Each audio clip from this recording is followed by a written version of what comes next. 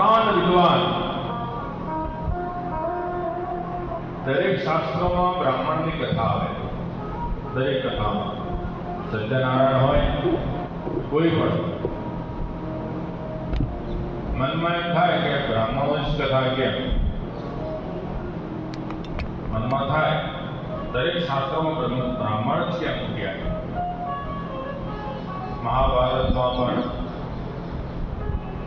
બ્રાહ્મણની કથા, ભાગવતમાં પણ દુર્દુકારી આત્મદેવની કથા. તો અહીંયા પણ કેમ? પહેલા દિવસે જ મેં કહ્યું બ્રાહ્મણ છે ને એ આધ્યાત્મિક છે. એટલા માટે કોઈ પણ દ્રષ્ટાંત આપવું હોય ને કોઈને સલાહ આપે પોતાના પર પહેલી અપાય.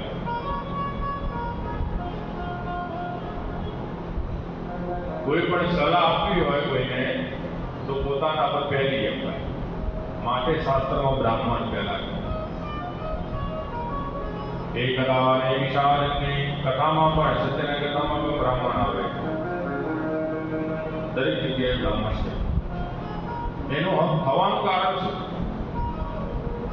કે જ્યારે પોતાના ઉપર દ્રષ્ટાંત આપો તો બધા સાંભળે. સલાહ જે છે કે સલાહ એ આપવાની હોય તો કોને અપાય? પેલી આત્મા પોતાના ઉપર લેવી પડે તો બીજાને કહેવાય કે ભાઈ કહી શકીએ કે મસાલા ખવાય નહીં. જ્યારે પોતે છોડે તો બીજાને કહેવાય કે મેં છોડી દીધા, તું છોડ.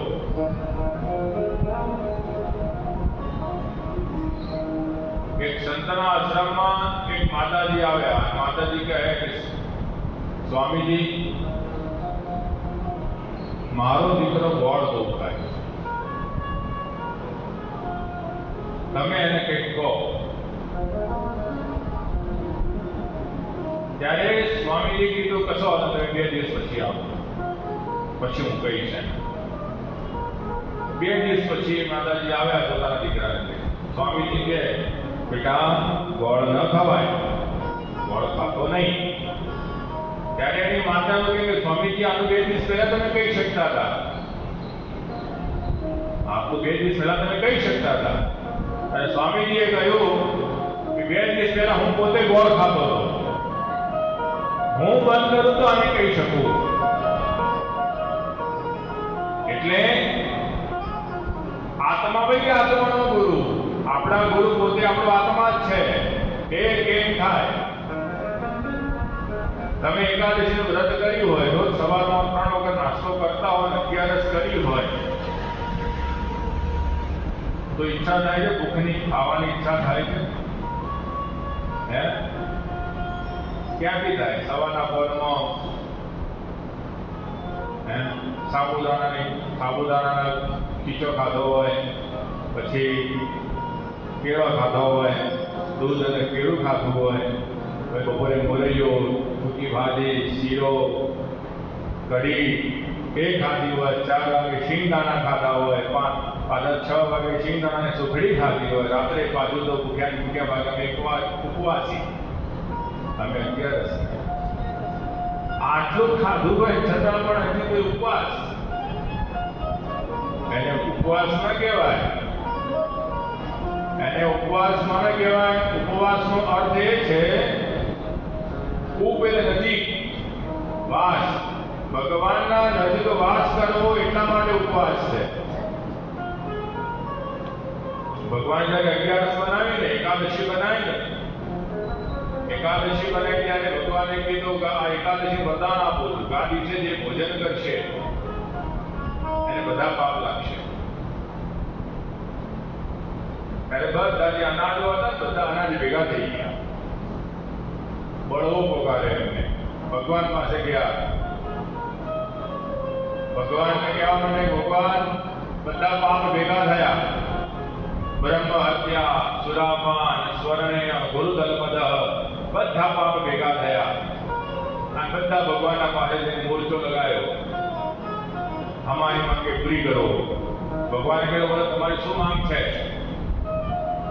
ભગવાને કીધું બધા પાપ એવું કહેવા માંડ્યા કે પ્રભુ આ આ તમે એકાદશી ઉત્પન્ન કરી છે, બધા એકાદશી કરે છે, તો અમને બાળે છે બધા.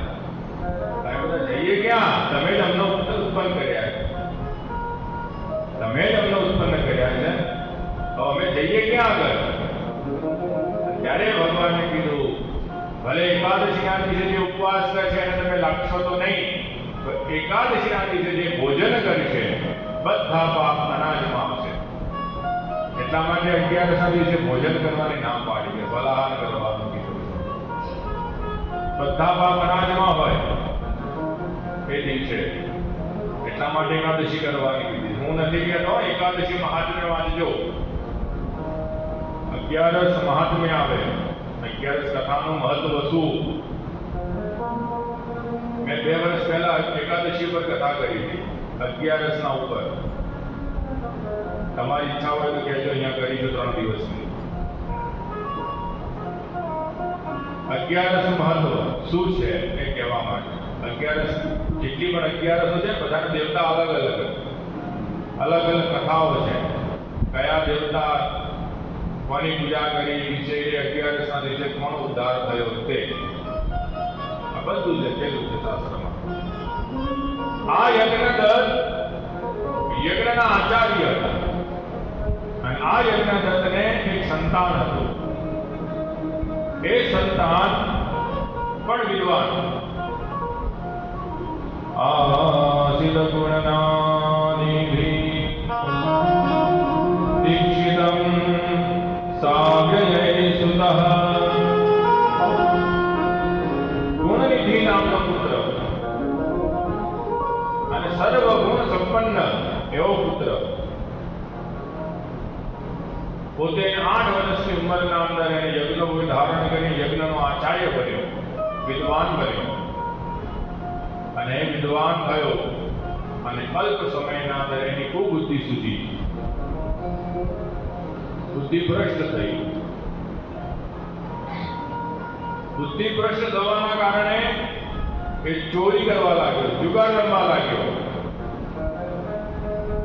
અને એની માં એને પ્રોત્સાહન આપવા લાગી. અને ઘરમાં પૈસા માંગે એટલે માં કાઢીને આપે જાય. કારણ કે માને બહુ લાંબા સમય સંતાન થયું હોય એટલે બહુ લાગણી હોય પુત્રના માટે, પણ એ ખબર ના પડે કે પુત્ર શું કરે છે તે.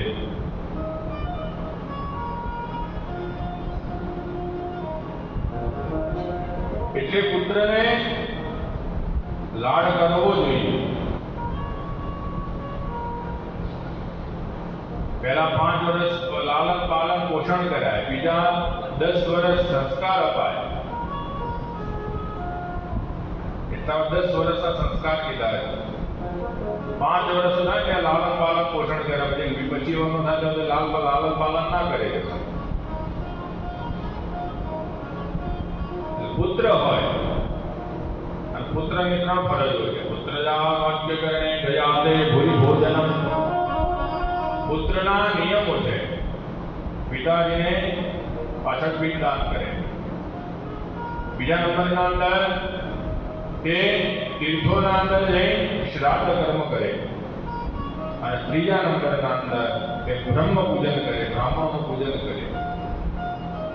આ 3 કાર્ય કરે તો પુત્રની ફરજ પૂરી કહેવાય. આપણે પુત્ર શના માટે માગીએ? શના માટે? પુત્ર એના માટે માગીએ કે પૂ નામનું નરક છે, એ નરકમાંથી બહાર કાઢે, બીજું કોઈ ના કાઢી શકે, પુત્ર જ કાઢી શકે. જ્યારે તમારા નામનો પિંડ મૂકે ને એટલે પુત્ર એ પિતા અંદરથી મૂકે નરકમાંથી છૂટો થાય. અત્યારે પિંડદાન બંધ થઈ ગયું. વિચાર કરો, એ બધા જેના નામના પિંડ મુકાતા નહીં હોય એ બધા પિતૃઓ ક્યાં ફરતા હશે? અત્યારે આજુબાજુમાં જ ફરતા, ગામની આજુબાજુમાં જ ફરતા, ગામની બહાર ગયા જ ના.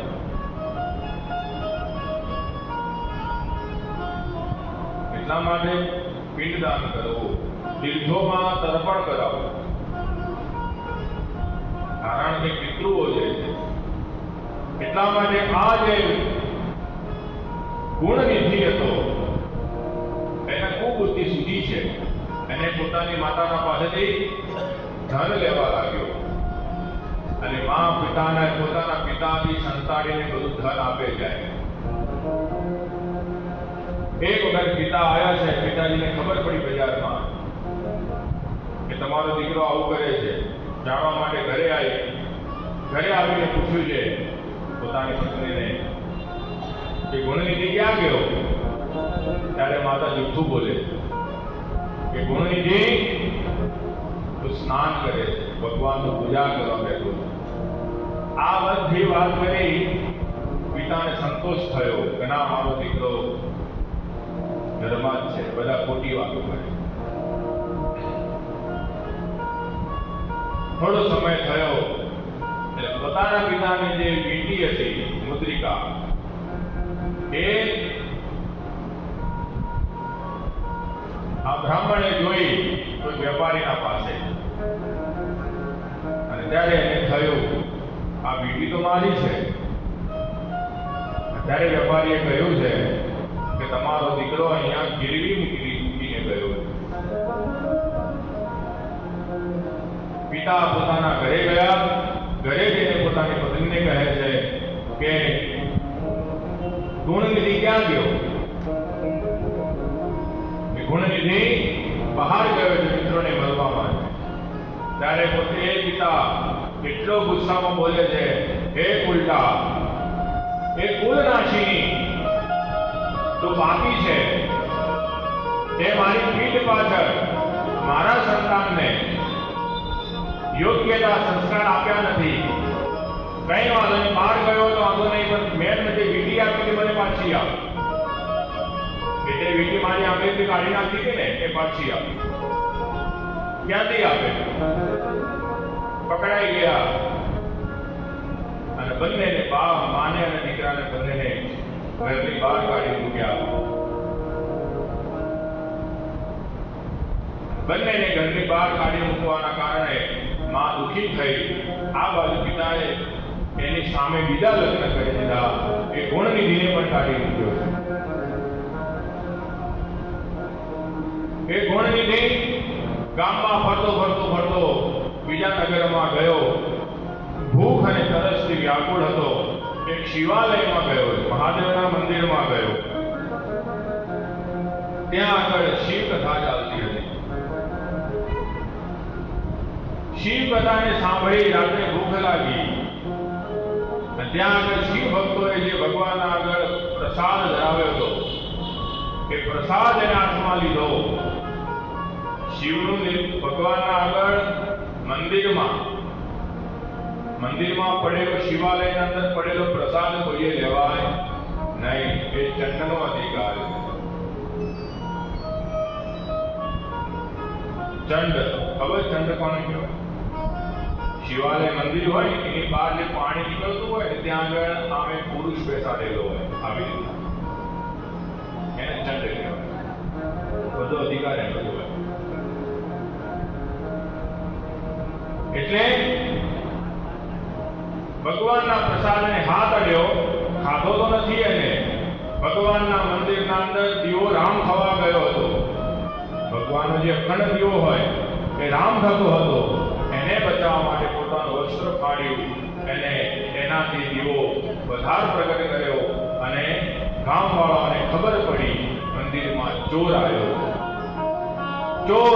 ચોર કરીને માર્યો છે એને, અને અંતે એનું મૃત્યુ થયું. હાથમાં ભગવાનનો પ્રસાદ હતો. હાથમાં ભગવાનનો પ્રસાદ હતો. એ મૃત્યુ પામ્યો અને મૃત્યુ પામવાની સાથે યમદૂતો આવ્યા છે. યમના દૂતો આવ્યા અને એને પકડીને લઈ જતા હતા.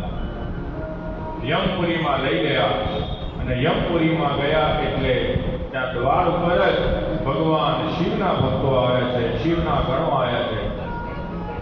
યે ત્રિપુંડધારા મે વિભૂત્યા સિદ્ધયા ગણા તે સર્વે પરિહર્તવ્યા નાને ત્વયા કદાચન. ત્રિકોણનું ધારણ કરેલું છે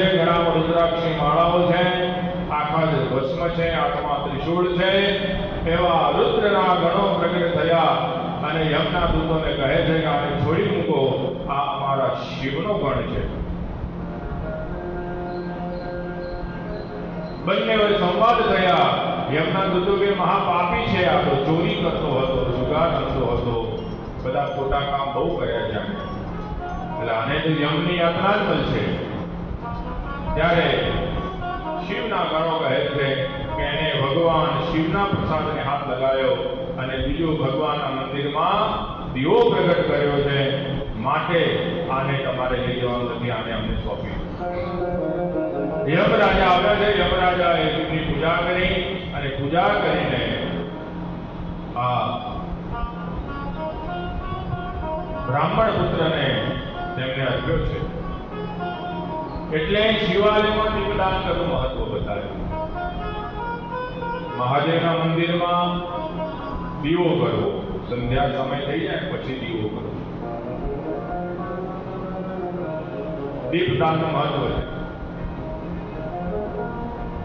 એટલા માટે આપણે શાસ્ત્રમાં એવું કહે છે, જન્મ દિવસ હોય ને, કોઈ પણ આપણા સંતાનનો કોઈ પણ જન્મ દિવસ હોય, એ જન્મના દિવસે બીડીનું વૃક્ષ વાવવાનું, એના હાથે બીડીનું વૃક્ષ વવડાવવાનું, એક વડ વવડાવવાનો, એક પીપળો વાવવાનો, આ બધા વૃક્ષો વાવવાના અને જેટલા વર્ષ થયા હોય એટલા દીપ પ્રગટ કરવાના અને ભગવાન શિવની પૂજા કરવાની, માર્કંડેય ભગવાનની પૂજા કરવાની અને આયુ અને આરોગ્ય માટે. દીવા ઓલવવાનો આપણું શાસ્ત્ર ના પાડે, દીવા ઓલવાય નહીં, દીવા પ્રગટ કરવાના. કારણ જેટલા ગયા એટલા દીવા કરવાના. મારા જીવનમાં આટલા વર્ષો જે પ્રકાશ થયો, જે અંતિમ વિશેષ પ્રકાશ થાય એ ભાવ સાથે શુભમ કરોતુ કલ્યાણમ આરોગ્યમ ધન સંપદઃ શત્રુ બુદ્ધિ વિનાશાય જ્યોતિર્નમોસ્તુતે. આ દીપના કારણે શત્રુ અને બુદ્ધિનો નાશ થાય. એટલે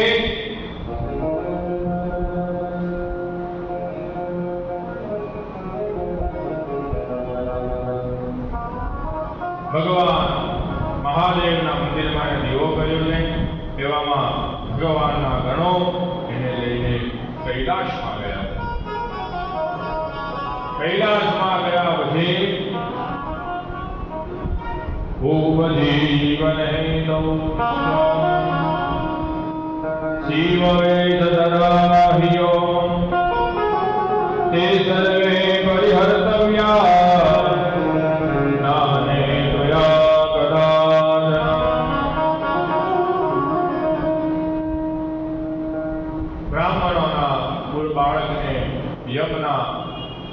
છોડાવી અને ભગવાન શિવના દરબારમાં ગયા છે. અને શિવના દરબારમાં જઈને એને ભગવાન શિવની ભક્તિ કરી હતી. પૂર્વકાળમાં અનેક જન્મોના પુણ્યના પ્રતાપે ભગવાન શિવના દર્શન થયા અને એ શિવના દર્શન કરતા કરતામાં ભગવતીમાં પાર્વતીને જોવે છે અને પાર્વતીને જોતા એવું થયું કે મેં તો સામાન્ય ઉપાસના કરી અને આ બાજુમાં બેઠા છે એમને કેટલા યુગોની તપસ્યા છે ત્યારે ભગવાન શિવની પ્રાપ્તિ કરી છે. આ મનના અંદર વિચારતા હતા કે આ પાર્વતીજીને મનમાં થયું કે મારી સામે જોયે છે એટલે એક આંખ ખોલી દીધી. ભગવાન શિવ કહે છે કે એને તમારા સામે બાળક રૂપે જોયે છે, તમારો કાર્તિક છે, તમારો બાળક છે એ સમાન. દીપદાન શિવં સંતુષ્ટો ભવતે તે શ્રુતેરિકં એકં ફલંતિ કાલેન શિવે ત્વમપિ યત્કૃતં ઇતિ જ્ઞાત્વા શિવે કાર્ય ભજनं સુખાર્થિભિः પદમે કલ્પે મમ પૂરા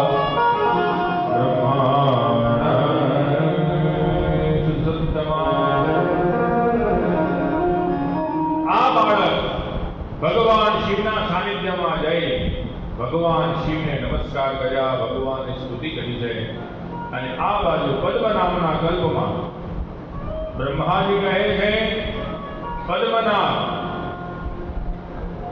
પદ્મનાભનો કલ્પ, જેમાં બ્રહ્માજી હોય પ્રધાન, એ બ્રહ્માજીએ પોતાના મનથી એક પુત્ર ઉત્પન્ન કરી છે. એનું નામ હતું પુલસ્ત. પુલસ્ત નામના ઋષિના સાથે વિશ્વશ્રવા નામના ઋષિ થયા.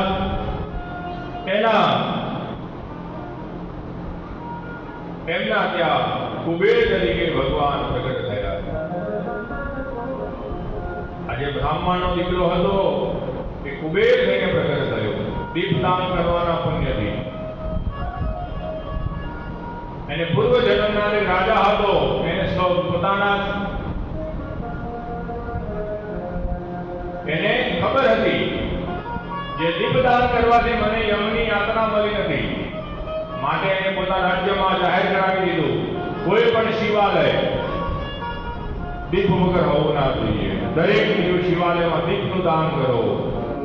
આખા રાજ્યમાં એને જાહેરાત કરી અને એના પુણ્યથી એ બીજા જન્મના અંદર પુલસ્તના વિશ્વશ્રવાના પુત્ર કુબેર તરીકે પ્રગટ થયા છે. અને ભગવાનની ઉપાસના કરી ભગવાન શિવને રાજી કર્યા. ભગવાન શિવ રાજી થયા અને એમને ભગવાનને કોષાધ્યક્ષ, દેવતાઓના અધ્યક્ષ બનાવ્યો, યક્ષ અને કિન્નરોના. આ કુબેર વિચાર કરો, ખાલી સામાન્ય મંદિરમાં દીવો કરવાને ભગવાન શિવ કેવો દાતા કહેવાય, અને એને બનાવી દીધો છે, એને અધ્યક્ષ બનાવ્યો. એટલા માટે કહેવાય છે कैलाश के निवासी नमो बार बार हूँ, नमो बार बार हूँ. आयो शरण निहार भोले धार धार दो, धार धार दो.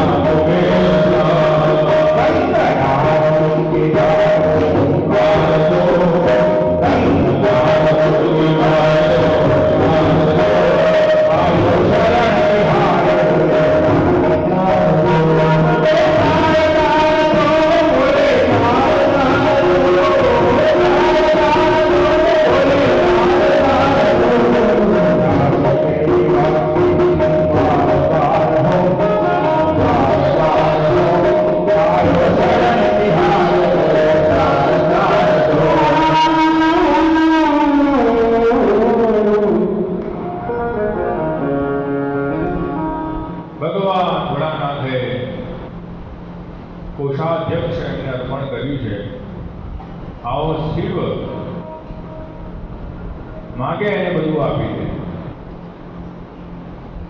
એક વખતે અનંત નામનો નાગ ભગવાનના શરણમાં ગયો અને ભગવાને કીધું, પ્રભુ દયા કરો, જન્મજય યજ્ઞ કરે છે અને તમારું સાનિધ્ય પ્રાપ્ત થાય. ભગવાને તો શું જોઈએ કે મને તમારા ગળાનો આભૂષણ બનાવો. ભગવાને ગળામાં વેઠી દીધો, આવી જાઓ. ચંદ્રને માથા પર ધારણ કરી દીધો. દરેકને પોતાના જગ્યા પર સ્થાન આપ્યું છે. આવો ભૂલ્યો ના હોય.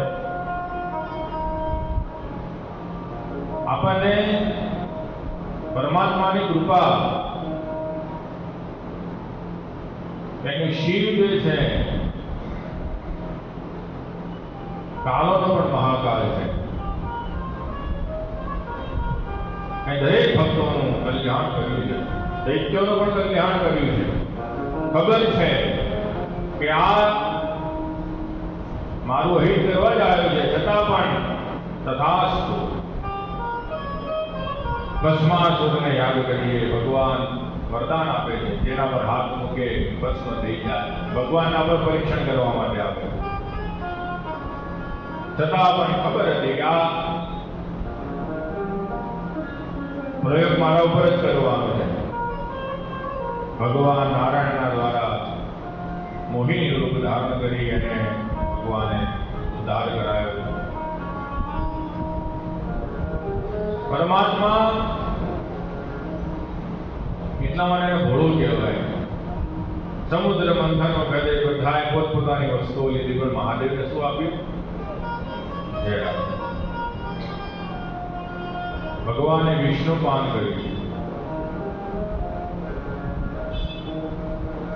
એમાં અમારા એક મિત્ર છે, સાહિત્યકાર છે પોતે.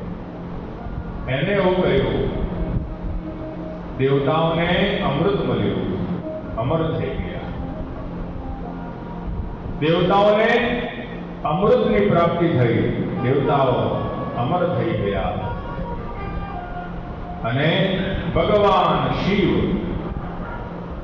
શિવે જહેર પાન કર્યું ત્યારે મહાદેવ થયા અને સંસારનો ઝેર પીને અસ્તુ મોઢું રાખે એ પતિદેવ થયા.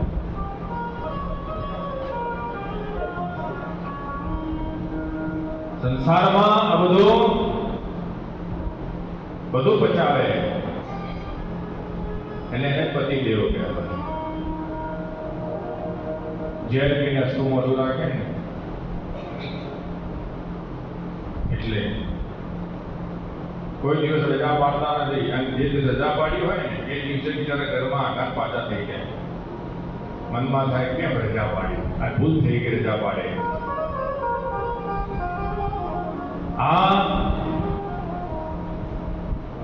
આમ ઘરવાળા તમે ઘેર ધ્યાન જ નથી આપતા, ઘરમાં જોતા જ નથી, અમારા આમ જોતા જ નથી. જે તારે જોઈએ કે કેમ આવું જોવો છો કરીએ કે એટલે એક બાજુ કે જોતા નથી એમ કે જોઈએ છે ત્યારે આવું. એટલે આ ભોળિયો નાથ છે, સમગ્ર વિશ્વનું કલ્યાણ કરવા વાળો દેવ. અને એક વખતે બ્રહ્માજી સૃષ્ટિ ઉત્પન્ન કરે છે. પદ્મ નામના કલ્પમાં ભગવાનના બ્રહ્માજીના શરીરમાંથી એક કન્યા ઉત્પન્ન થઈ છે. અને કન્યા સાથે એક પુરુષ પણ ઉત્પન્ન થયો. એ કામદેવ હતો. અને કામદેવની સાથે બ્રહ્માજી વરદાન આપ્યું, જાલ દરેકના મનના અંદર વાસ કરે છે. અને અહમ થયો. અહમના કારણે એને બ્રહ્માજીના ઉપર જ બાણ છોડ્યું. બ્રહ્માજી પોતે પોતાની દીકરીના પાછળ મોહિત થયા છે, મૃગ બનીને ફર્યા છે. મૃગ તૃષ્ણા ભ્રમય હતી. વિષય મૃગ તૃષ્ણા ભ્રમયતી. વિષયના પાછળ ફરવા લાગ્યા છે. અને એ વખતે એ કન્યા બીજી કોઈની સંધ્યા હતી. પ્રાતઃ સંધ્યા મધ્યાહન સંધ્યા.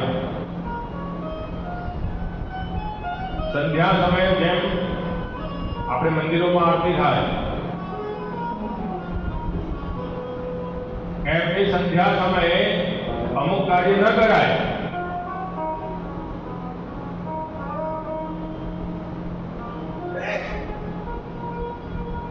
આ બધા ખસે ત્યાં સુધી ભજન કરી દો. આ બધા ખસે ને ત્યાં સુધી ભજન